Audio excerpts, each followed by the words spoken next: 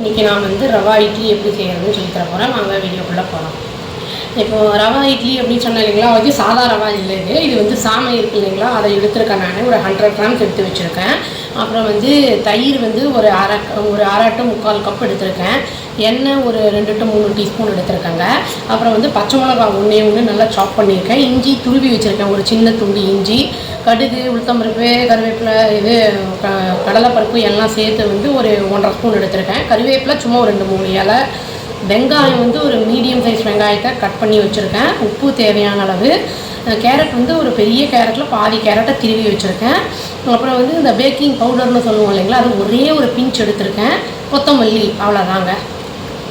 இப்போ எப்படி பண்ணுறதுன்னு பார்க்கலாங்க. ஃபஸ்ட்டு இந்த சாமையை வந்து என்ன பண்ணணும்னா, நல்லா வந்து கொஞ்சம் நரன்னு இருக்குது இல்லைங்களா, அதை வந்து கொஞ்சம் அரைச்சி எடுத்துடணும். இப்போ பார்த்தீங்கன்னா தெரியும் பாருங்கள், அப்போவே பார்த்தா கொஞ்சம் பெருசாக இருந்தது. இப்போ நான் வந்து ரைட்டாக ரவை மாதிரியே நம்ம வந்து அரைச்சி வச்சுருக்கோம். இதை ரொம்ப நைஸாக இல்லை. இப்போ வந்து என்னென்ன பொருட்கள் வந்து இதில் போடணுங்கிறத சொல்கிறேன். ஒரு பவுலுக்கு இதை மாற்றிடலாம். இப்போ வந்து அந்த ஃபஸ்ட்டு வந்து எண்ணெயை ஊற்றி ஒரு கடாயில் அந்த கடுகு, உளுத்தம்பருப்பு அந்த இதெல்லாம் தாளிச்சிடலாங்க. இப்போ கடாயை ஆன் பண்ணி எண்ணெயை ஊற்றிட்டேங்க, சூடாகட்டும். இப்போ சுட்டுருச்சுங்க. இப்போ இந்த கடுகு, உளுத்தம்பருப்பெல்லாம் போட்டுடலாம், பொரியட்டும்.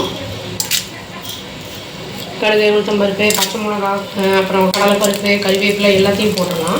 இப்போ இதெல்லாம் ஃப்ரை ஆகிடுச்சுங்க. இப்போ இதில் வெங்காயம் போட்டு உப்புக்குள்ளேயே ஒரு பிஞ்ச் போட்டு வதக்கிடலாம். சீக்கிரம் வதங்கிடும். இது வதங்கிடுச்சுங்க. ரொம்ப வதங்கணும்னு கூட அவசியம் இல்லை. இது ஏன்னா வந்து ஸ்டீம் பண்ண போகிறோம்.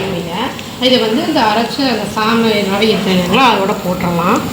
இப்போ வந்து எல்லாம் போட்டாச்சுங்க. நான் கேரட்டை மட்டும் வதக்கலை, அதை அப்படியே பச்சையாக போட்டு கொத்தமல்லியும் போட்டு உப்பெல்லாம் போட்டு ஆட் பண்ண போகிறேன்.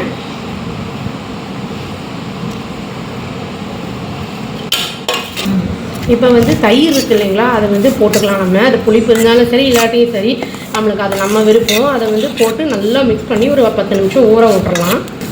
பத்தலைன்னா கொஞ்சம் தண்ணி கூட போட்டுக்கலாம். நம்ம வெறும் தயிரே தான் போடணும்னு அவசியம் இல்லை. நான் இந்த கன்சிஸ்டன்சியில் வச்சுருக்கேங்க. திரும்பி வந்து கொஞ்சம் நேரம் ஆச்சுன்னா கெட்டியாகும். அதை நம்ம பார்த்துட்டு தண்ணி விடணுமா வேண்டாமா டிசைட் பண்ணிக்கலாம். கொஞ்சம் பெருங்காயம் கூட வேணும்னா போட்டுக்கலாங்க. வெயிட் பண்ணுவோம் 10 நிமிஷம். வந்து சப்போஸ் நம்மளுக்கு அரைச்ச மாவு இல்லை, உளுத்தம்பருப்பு கூட்டு மாவு இல்லை அப்படின்னா, சப்போஸ் சாமை இருக்குன்னா இந்த மாதிரி கூட நம்ம பண்ணலாம்.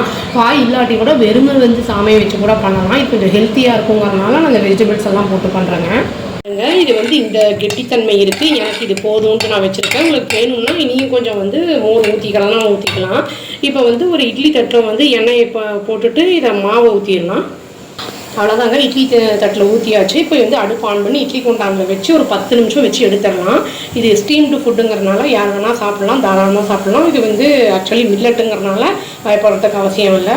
எடுத்துட்டாங்க. ஒரு 5 நிமிஷம் வெயிட் பண்ணி ஆறணும்னு எடுக்கணும். அப்போ தான் எடுக்க வரும் நல்லா. அதாங்க ஹெல்த்தியான இன்ஸ்டன்ட் நம்மளுக்கு ரவா இட்லி ரெடி ஆகிடுச்சு.